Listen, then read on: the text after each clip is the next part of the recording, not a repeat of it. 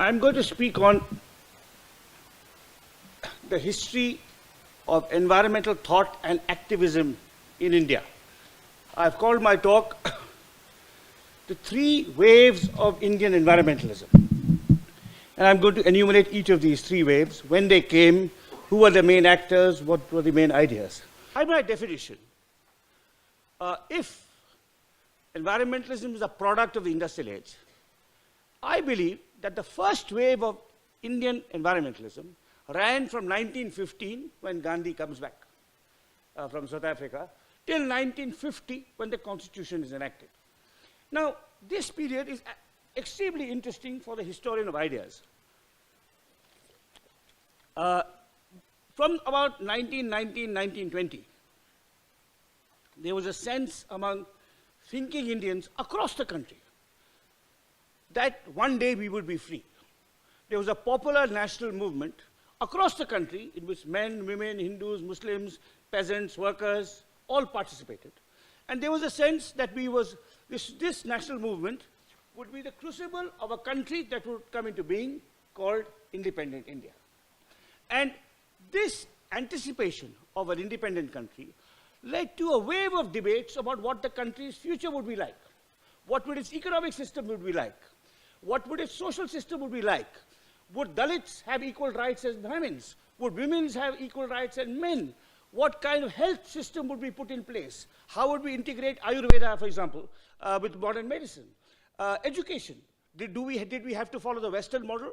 Or could we find ways of integrating, our traditions with Western science? So it was a period extremely fertile in intellectual debates on all aspects of political and social life. Anticipations of the nation that was going to come into being under the leadership of Gandhi and the freedom struggle led to an efflorescence of debates. For example, there's some books on this. One very good book is an old book by Shiv Vishwanathan, whose column some of you might read, called Organizing for Science, which is it's a book about debates on science policy in the 30s and 40s, before India became independent. And in this context, there was also an environmental debate, which, in my view, constitutes the first wave of Indian environmentalism. And as with many other debates in this period, 1920 to 1950, Gandhi was at the center of it. Now, I'm going to read you a statement from Gandhi, which is entirely relevant to our symposium, and which is also completely authentic. Unlike the statement referred to earlier, Gandhi never said the world has enough for our need, but not enough for our greed. It's made up. It was made up by Wikipedia. It doesn't exist in the collected works. You can have a debate as to whether it expresses his sentiments, probably yes, but he actually never said it. But I'm going to read out a statement he actually said. And this is from 1928, December, and it comes, interestingly, from a debate he's having with communists. Ram mentioned in his talk the debate between communism and capitalism. Now, it was famously said, I forget whom, by a Western wit, that what is the difference between communism and capitalism? This is when the Soviet Union was powerful in the 1950s, the height of the Cold War. One wit asked, what is the difference between communism and capitalism? And he answered, capitalism rests on the exploitation of man by man. In communism, it is the other way around.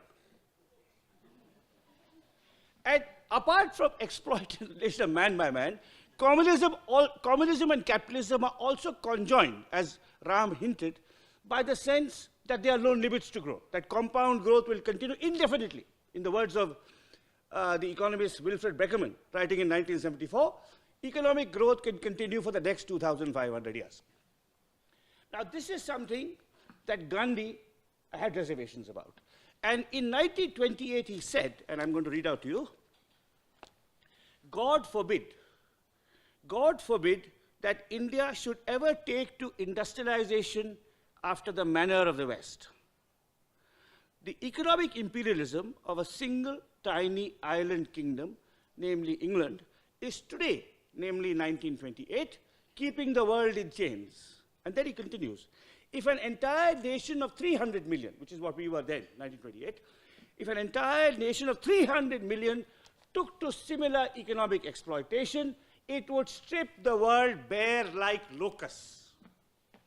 Now, you add China to it, 2.5 billion people. If we took to similar economic exploitation, we will indeed strip the world bare like locusts. Now, in my view, the key phrase in this Gandhi quote is, after the manner of the West. God forbid that India took to industrialization after the manner of the West, not took to industrialization full stop. Because Gandhi recognized, as did all the other great freedom fighters, whether it be Nehru or Bose or Patel or Ambedkar, that we were a desperately poor country. We needed economic growth. We needed to lift the masses of our people out of poverty. We needed to give them decent education, healthcare, dignified living, conditions for productive and gainful employment. But if we industrialized after the manner of the West, namely using the energy-intensive, resource-intensive technologies, we would strip the world bare like locusts. Gandhi was what I call an instinctive and intuitive environmental thinker. He was not a systematic environmental thinker. He had certain ideas, which I've expressed in this quote, but he was doing many other things. He never had the time to seriously explore what could be an economic development policy for India that did not ape the West, while at the same time lifting the masses of Indians from desperate poverty. But others did. There was a man called Albert Howard. Again, one of the reasons I have problems with demonization of foreigners. Some of the most interesting people who worked in India in this period were foreigners, who identified with Indians. Albert Howard was an agricultural scientist who pioneered organic agriculture. He's a worldwide pioneer of organic agriculture, and this was based on his studies of Indian peasants. And he developed what he called the indoor method of composting, working in indoor. There were some extraordinary naturalists, Salim Ali and M. Krishnan, who were writing in the 30s and 40s about the importance of biodiversity and the necessity of preserving them. There was a visionary urban planner called Patrick Geddes, who was a Scotsman who came to India in 1915, and between 1915 and 1930 wrote a series of plans on different Indian cities advocating an environmental or ecological theory of urban town planning. Unfortunately, no one listened to him. Otherwise, we would have had cities which were, and we can still read his work and get clues on how to make Bangalore more habitable, how to more actively encourage resource recycling, sustainable energy, sustainable forms of transport. So there were a whole range of thinkers trying to outline ways in which India would promote economic development to eliminate mass poverty, but without making the mistakes of the West. And among these thinkers, I hope one day, by the way, if I live long enough, to write a book on this first wave of environmentalism. I've done a great deal of research on it, but I've been distracted by the 2-volume biography I'm writing on Gandhi, which may take me another 6 or 7 years. But if I live long enough, I hope to write a book on this constellation of thinkers between 1915 and 1950, who were saying, doing, writing, and acting out their ideas in most interesting and remarkable ways. But I've got to end this discussion of the first wave, then I'll come to the second wave, with 2 quotes from 2 Gandhians. I said that Gandhi was, an instinctive environmental thinker. But 2 of his close associates developed his ideas much more systematically. One was a Tamil Christian called J.C. Kumarappa, who left his flourishing accountancy practice in Bombay. He'd been trained in London as an accountant, worked in a chartered accountants firm in Bombay, was inspired by Gandhi, left the practice, joined Gandhi, and Gandhi said, since you're trained as an economist, you go and work among the villages of Gujarat and find out how to run them on sustainable lines. So Kumarappa was a pioneer of water conservation, the desilting of tanks, of community forest management, of recycling, of enhancing and improving artisanal technologies. You know, he wrote a book called The Economy of Permanence. It's a wonderful phrase. This is 1938, you know, 80 years before our sustainability stuff. The economy of permanence. How to cultivate an economy of permanence. And Kumarappa greatly influenced E.F. Schumacher and his book, Small is Beautiful, which was written in the early 70s, which has a chapter called The Economics of Permanence, you know, without acknowledgement to Kumarappa. The title is lifted from Kumarappa's book. So Kumarappa was the first Indian environmentalist who, inspired by Gandhi, tried to forge a program of ecologically sustainable agriculture and artisanal production. And in the course of one of his essays, he said something quite remarkable, which I will read out to you, which you could see this paragraph that I will read out to you, which is from his book, The Economy of Permanence, is a kind of template for ecological responsibility. It goes like this. If we produce everything we want from a limited area, we are in a position to supervise the methods of production. So, for example, one of the tenets of Gandhian ecology, practiced, say, in the realm of architecture by Laurie Baker, the great Kerala architect of English origin, was to use local materials. So build your homes using mud and stone and wood and thatch gathered locally. So if we produce everything we want from a limited area, we are in a position to supervise the methods of production, while if we draw our requirements from the end of the earth, it becomes impossible for us to guarantee the conditions of production in such places. Now, what is the modern lifestyle? It is things come from everywhere. You know, if you are a global citizen, I have never called myself a global citizen. Sometimes people, because they know I detest chauvinism, xenophobia, jingoism, the worship of Bharat Mata, people know that I detest all these things. So sometimes by way of a compliment, they tell me you're a global citizen. I say I'm not a global citizen, because there is no world state. There is the Indian state, and one of the responsibilities of a citizen is to criticize his state. And since I can't criticize the world state because it doesn't exist, I'm not a global citizen. But those who consider themselves global citizens, what this means is that when they are living in London, they can get oyster from Newfoundland, they can get tamarind from India, they can get teak wood from Burma. So their lifestyle is global, which means the resources they use come from all over the world. That is Kumarappa. The second Gandhian I want to introduce you to briefly is better known than Kumarappa, because she figures in Attenborough's film. She was the daughter of an English admiral called Madeline Slade, who joined Gandhi in 1926 and became his adopted daughter, acquired the name Miraben, by which she is known as to students of modern Indian history. And she worked with Gandhi from the 1920s to the 1940s. Now, what is not so well known is that in the mid-40s, she left Gandhi's ashram for a variety of complex reasons I won't go into here, and moved to the Himalaya and set up an ashram in the Himalaya called Pashulok. And this was on the banks of the Ganga in what is now Tehri Garhwal. And she worked there for 13 or 14 years. And in those years, she did very important environmental work. One of the things she did, she was one of the first people to recognize the devastation that large dams caused to village communities and to ecology. And she wrote to Nehru, whom she knew through the freedom struggle. You know, she knew Nehru, she knew Rajendra Prasad, and she wrote to them about the damage caused by large dams. She got no answer.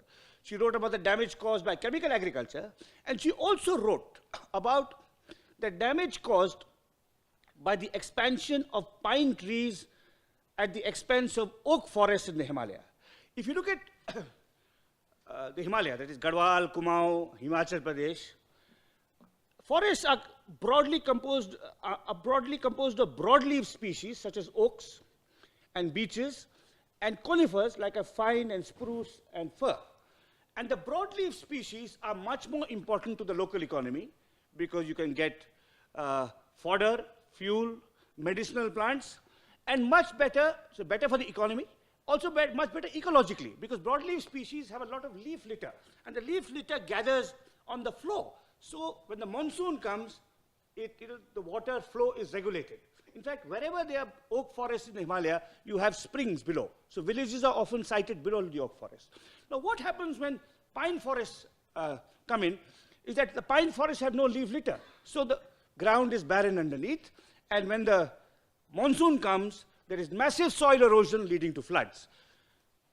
But pine forests are extremely important commercially, because the plywood factories want them, the paper mills want them. So there was a massive expansion by the government of pine forests at the expense of oak forests in the 1950s, which Miraben opposed. And if she had been listened to, the terrible forest fires that just took place in Uttarakhand, which were because of the expansion of the pine, would not have taken place.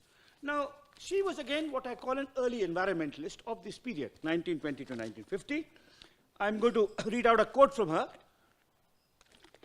1949, it's an article she wrote in the Hindustan Times in 1949, and it's extremely prophetic. I mean, it speaks to us today. This is someone writing 70 years ago, and we are rediscovering in our own way the wisdom of what she wrote 70 years ago. She said, "The tragedy today is that educated and moneyed classes are altogether out of touch with the fundamentals of existence. They are out of touch with Mother Earth and the animal and vegetable population which she sustains. This world of nature's planning is ruthlessly plundered, despoiled, and disorganized by man whenever he gets the chance. By his science and machinery, he may get huge returns for a time, but ultimately will come desolation.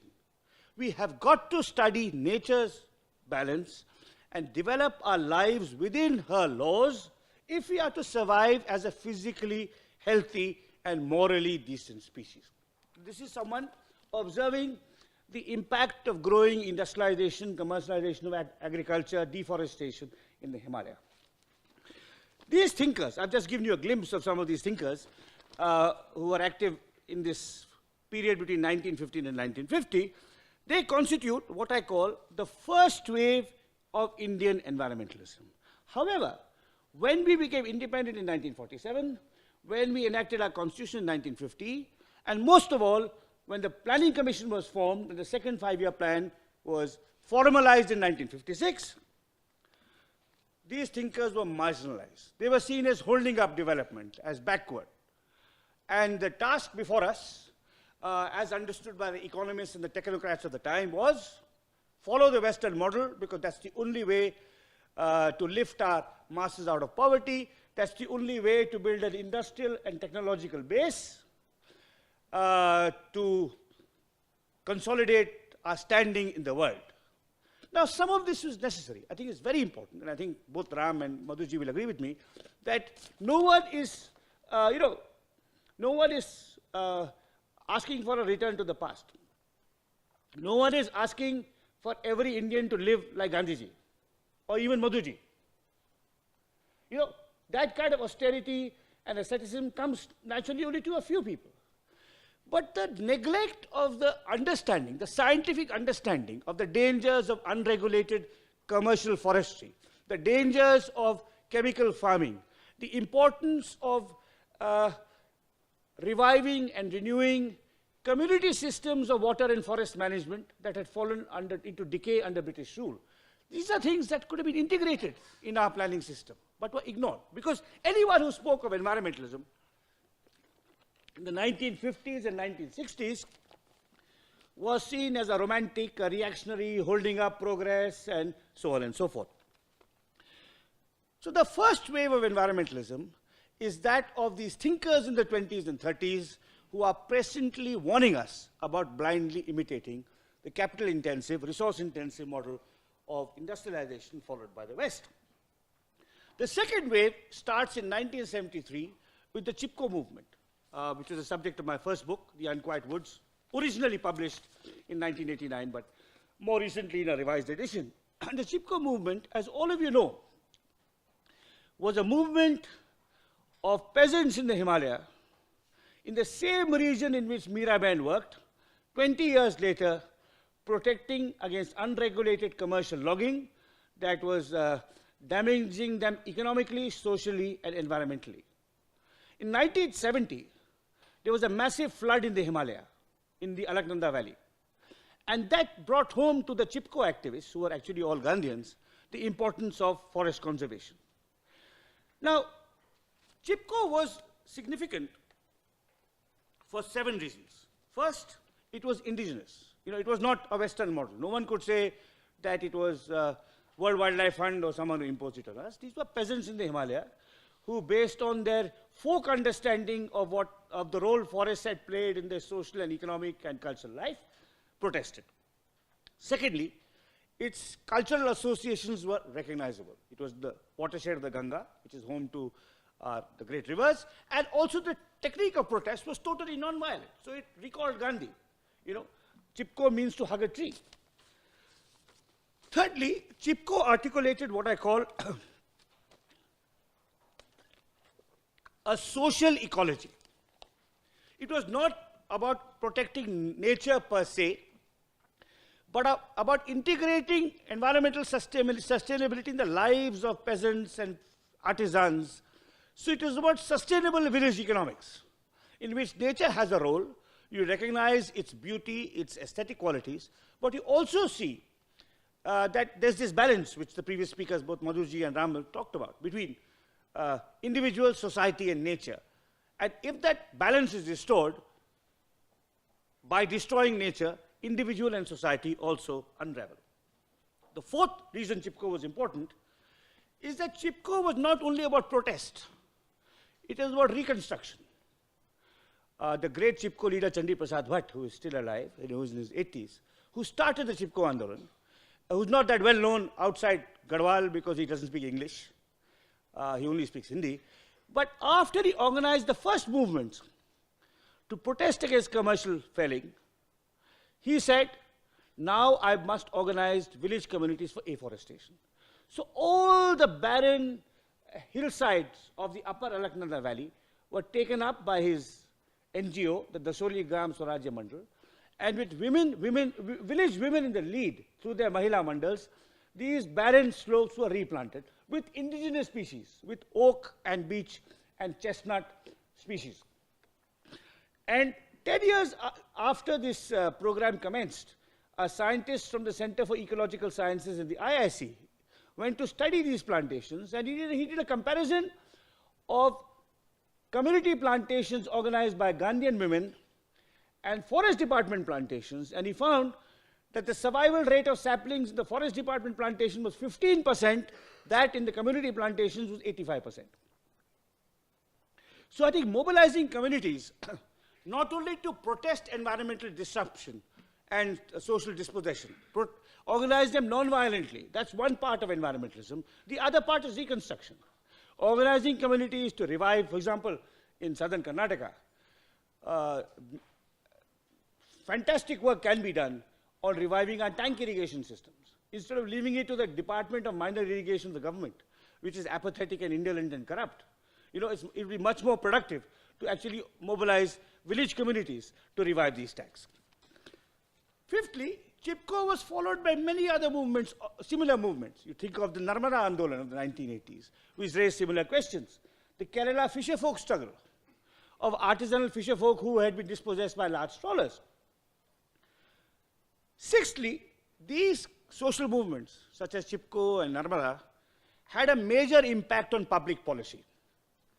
It was because of movements such as Chipko that for the first time, at both the central and the state level, a Department of Environment was created, later upgraded to a full-fledged Ministry of Environment and Forests. It was because of these social movements that you had changes in the forest law to ban the planting of exotics, which had a major negative impact on. In fact, one of my complaints against IIM Bangalore is that there are hardly any indigenous trees. There are too many exotics. This is just terrible. You go to the Infosys campus in Mysore, which is huge, and you will never hear a bird sing because they are all foreign species. I welcome foreign men and women. I have no hang-up about that. But forest species is a problem, because that is nature's way of, wherever you have indigenous species, you will have fruits which local people can eat, you will have insects, you will have birds, you will have wildlife. One of the great tragedies of the forest department is that their promotion of eucalyptus. Traditionally, our avenue trees were all, honge and mango and jackfruit. Once you had targets, once Sanjay Gandhi told the forest department, plant 1,000 trees. The easiest way to plant 1,000 trees is to throw a few eucalyptus saplings, because they need no care, the goats don't browse them, and they'll come up. And once they come up, the monkeys, who are traditionally in the jackfruit and the honge trees, have nowhere to go, and they'll attack the farmers' crops. So I think the changes in forest policy brought about by CIPCO. The first time a pollution control board was created in India was 1974, although we've been polluting our rivers at least since the 19th century. So these social movements had a major impact on public policy. And finally, these social movements also had an impact on science and social science. You would not, scientists like A.K.N. Reddy, a pioneer of sustainable energy, Madhav Gadgil, the ecologist, M.S. Swaminathan, who is in many ways a very admirable person, not least because he's willing to recognize the mistakes he committed, which is extremely rare. I mean, there's virtually no Indian man who has ever made a mistake. I don't think Rahul Gandhi and Narendra Modi have ever made mistakes. I don't think Sachin Tendulkar and Amitabh Bachchan have ever made mistakes either. There's no Indian man, maybe no man anywhere, no powerful man anywhere, I should correct that. And M.S. Swaminathan was inspired by CIPCO and other such movements to recognize that the Green Revolution may have been a good short-term solution to food scarcity and famine, but it had serious long-term problems, and he turned to ecological agriculture and the promotion of ecological agriculture and what he calls bio-villages because of the CIPCO movement. So these movements had an impact on public policy, on science, on social activism, on the media. This was the second wave of the Indian environmental movement. The first wave was thinkers. The second wave was social movements and activists. Almost wholly non-violent, I should add. Now, from the beginning, activists in the CIPCO and Narmada movement faced opposition from what I call the anti-environment lobby. Again, they were told, just as J.C. Kumarappa was told in the 1950s when he attended a meeting of the Planning Commission, no, your ideas are all out of date. Now these people were told, you are CIA agents. In the 1970s and 80s, you will remember, was a time of total estrangement between India and America. Because of the Bangladesh war, because of the Bhopal gas tragedy, because of the Vietnam War. And the epithet that would stick was, you are a CIA agent. You want to hold up India's development by opposing this large dam, by opposing this chemical factory. You are holding up India's development, so you are a CIA agent. But this was part of, being an activist or speaking uncomfortable truths is not part of a popularity contest. You can't anticipate this. Now, in the 70s and 80s, you had a period of environmental change and positive response from the state, from the scientific community, and even from the courts. The first PILs on environmental questions were filed in the 1980s. From the 1990s, the backlash started. And this is a consequence of liberalization. Now, liberalization, whose 25th anniversary we mark this month, because it's in June 1991 that I think the first budget was under the Narasimha Rao government was placed on the table. Liberalization was necessary. Now, I think Ram is absolutely right. Socialism has failed. Socialist economics has failed. Industrial socialist economics has failed. State control of, state control, excessive regulation of entrepreneurs is self-defeating. But, and so we had to take away the controls. We had to encourage entrepreneurship, and many good things have happened because of liberalization. It's deepened the business community. It's no longer only the children of Tatas and Birla and Godrej's. Without liberalization, you would not have had middle-class people like Nilekani and Narayan Murthy becoming successful entrepreneurs. Liberalization is also, so it's deepened the social, it's encouraged entrepreneurship, it's deepened the base of entrepreneurship, it has solved our chronic foreign exchange problems, and it has contributed substantially to the reduction of poverty. All this is absolutely important and necessary. However, it has also come with a peculiar blindness to the environment. It's had a negative impact on the environment, because while regulation had to be removed from many sectors, I mean, some people in this audience are too young to remember a time when the government owned hotels, bakeries, restaurants, telephone companies, and perhaps some of you who have traveled Air India knows what happens when the government owns a productive enterprise. But we lived through that regime. So a lot of it was necessary. But the one area in which regulations had to remain, indeed had to be strengthened, was the environmental sphere. Because again, to go back to what Ram said, these are externalities. It's absolutely in the rational interest of a firm to pollute a river, because somebody else is paying the cost. Society and nature are paying the cost. Liberalization also led to a terrible collusion between unprincipled entrepreneurs and politicians, leading to the loot of our natural resources. You know, the mining boom. You know, there are two sides to liberalization. One I call creative capitalism, where technology, skill, innovation is used to generate wealth and employment. Infosys and Wipro and Biocon are creative capitalism. The other form of capitalism is the Bellari brothers, which is you must rightly call crony capitalism. And we know of the Bellari brothers because we are from Karnataka. But if you look at Orissa, Chhattisgarh, the mining boom, what is done to the environment to dispossess tribal communities. In Orissa, there were no Naxalites till the mining boom started. And it leads to, you know, it really is like the Wild West. Violence, corruption, intimidation. So there's been a huge environmental cost to liberalization. I mean, I think we are now an environmental basket case. You look at our air, 5 of the 10 most polluted cities in the world are from India. You look at our water, all our rivers are contaminated, not least our holiest river, the Ganga. The disposal of chemical waste, destruction of forests, scarcity, drought, siltation of tanks, the halving of shelf lives of reservoirs. We are an environmental basket case. Now, unfortunately, the media, which was a watchdog, and which should be a watchdog, abdicated its role in this period after the 1990s. In the 1970s and 80s, the media played an extremely responsible role.